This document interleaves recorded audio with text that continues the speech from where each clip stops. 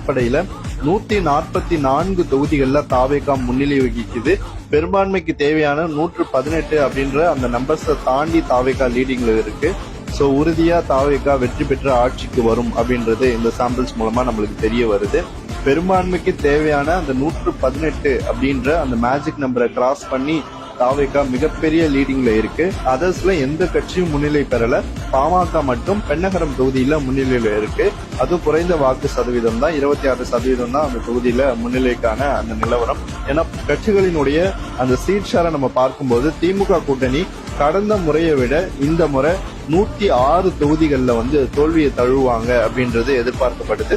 திமுக கூட்டணி இழக்கிற 106 தொகுதிகள் பிளஸ் அதிமுக கூட்டணி இழக்கிற 39 தொகுதிகள், இது ரெண்டுத்தையும் கன்சாலிடேட் பண்ணி தான் டிவிக்கு 144 தொகுதிகள்ல முன்னிலை பெற்றிருக்கு.